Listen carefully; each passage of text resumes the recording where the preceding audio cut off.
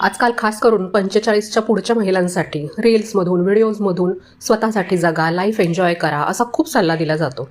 वरती हे पण असतं की आजपर्यंत तुम्ही फक्त इतरांसाठी जगलात. बरं, तिच्यासाठी ही नवीनच बातमी असते बरं का, की ती आतापर्यंत इतरांसाठी जगत होती आणि मग तिला लगेच स्वतःबद्दल बिचारी वाटायला लागतं. बऱ्याच महिलांना तर समजतच नाही की स्वतःसाठी जगायचं म्हणजे नक्की काय करायचं. त्यात समाजाला ही भीती असते की ही स्वतःसाठी जगणार म्हणजे घर, मुलं, जबाबदाऱ्या हे सगळं विसरून जाईल की काय. मग लेडीज ओनली ट्रिप्सला जायचं, आतापर्यंत कधी न घातलेले कपडे घालायचे, आतापर्यंत कधी न केलेल्या गोष्टी एन्जॉयमेंट म्हणून करायच्या, जसं की डान्स, दंगामस्ती किंवा इतरही काही. अर्थात हे सगळं तर आपण करतोच, आवडत असेल तर करायला पण पाहिजे.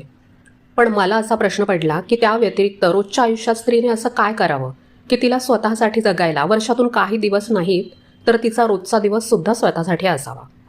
घर आणि जबाबदाऱ्यांकडे पॉझिटिव्हली कसं बघायला पाहिजे की त्याचं बर्डन वाटू नये, पण त्याचवेळी घरातल्यांना स्वतःसाठी जगणारी बाई ॲक्सेप्ट करायला कसं शिकवायचं.